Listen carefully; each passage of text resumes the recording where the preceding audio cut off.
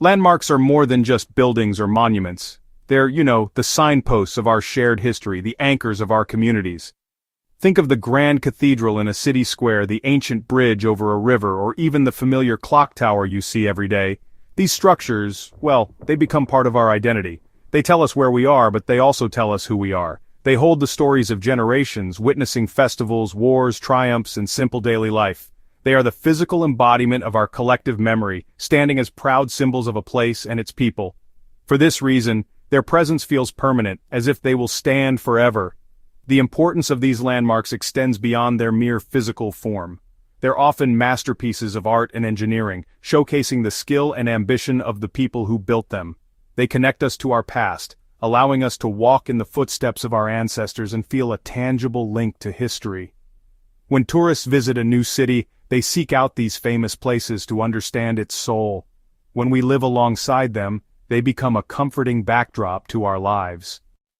In the heart of London's Hyde Park, a structure of impossible beauty once stood, gleaming like a jewel under the English sun. This was the Crystal Palace, built to house the Great Exhibition of 1851. It was not made of traditional stone or brick, but almost entirely of cast iron and vast panes of glass. Designed by Joseph Paxton, it was a marvel of Victorian engineering, stretching over 1,800 feet long. Inside, it was a cathedral of light, filled with exhibits from across the British Empire and around the world. Showcasing the wonders of industry and art, it was a symbol of innovation, peace, and global unity. After the Great Exhibition ended, the palace was carefully dismantled and moved to a new home in South London. It was re-erected in an even grander form, surrounded by magnificent gardens, fountains, life-sized dinosaur sculptures. The end came suddenly and with devastating finality. On the night of November 30th, 1936, a small fire broke out inside the vast structure. Fanned by strong winds, the flames spread with terrifying speed through the building's wooden floorboards and along its enormous length. By morning, the Crystal Palace was gone. In a remote valley in central Afghanistan, two colossal statues of the Buddha were once carved into the face of a sandstone cliff. Known as the Buddhas of Bamiyan, they were the tallest standing Buddha statues in the world. The larger of the two stood at an awe-inspiring 53 meters high. The smaller one measured 35 meters. For over 1,500 years, they watched silently over the valley. Masterpieces of Gandharan art blended Indian and classical Greek styles. They were sacred sites, destinations for pilgrims on the ancient Silk Road. These figures testified to a rich multicultural history. The area was honeycombed with caves, monasteries, chapels, homes for monks. Many caves were decorated with vibrant frescoes. The Buddhas were originally adorned with color and jewels. Their faces were likely built from wood and plaster for detailed expressions. They represented a peaceful, tolerant past of cultural exchange. Their sheer size and serene presence inspired wonder. The tragic end came in March 2001. After surviving centuries, including the passage of Genghis Khan's armies, they were deliberately destroyed. The Taliban, calling them idols, ordered the demolition. International pleas and outrage followed, but the order was carried out.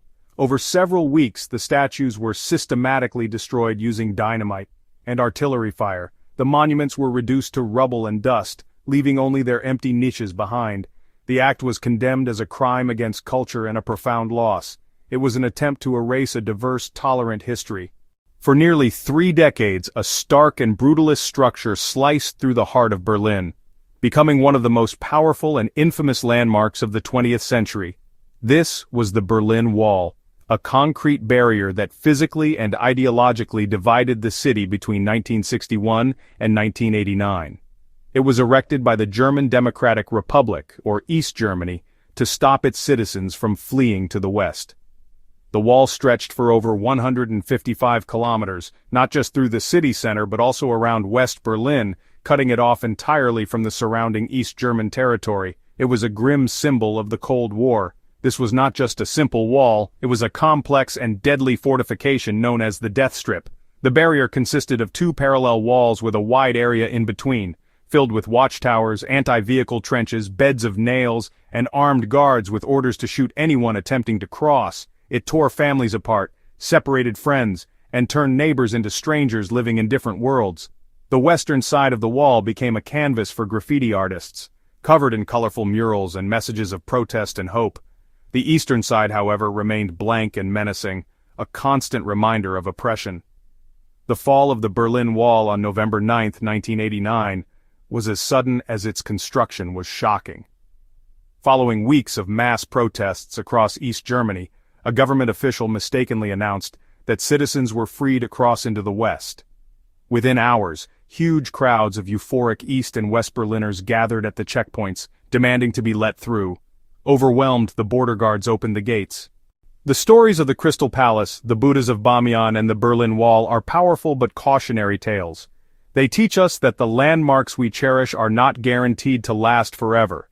Whether through accident, malice, or the march of progress, the magnificent structures that define our landscapes can disappear, sometimes in an instant.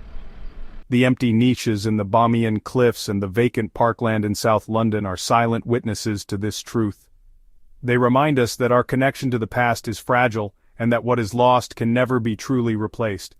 These lost landmarks are more than historical footnotes, they are lessons written in rubble and memory. Remembering these vanished places is an act of preservation in itself. By keeping their stories alive, we honor the people who created them and the eras they represented. We acknowledge the joy the Crystal Palace brought to millions, the spiritual peace the Bamiyan Buddhas offered for centuries, and the profound hope that came with the fall of the Berlin Wall. These memories enrich our understanding of human history, with all its creativity, devotion, and conflict. They serve as a vital part of our collective consciousness, ensuring that the influence of these great structures continues long after their physical forms have turned to dust. This reflection on loss should also inspire action. The world is still filled with countless treasures, ancient temples, grand palaces. Let us remember what has been lost and in doing so, find the resolve to safeguard what remains.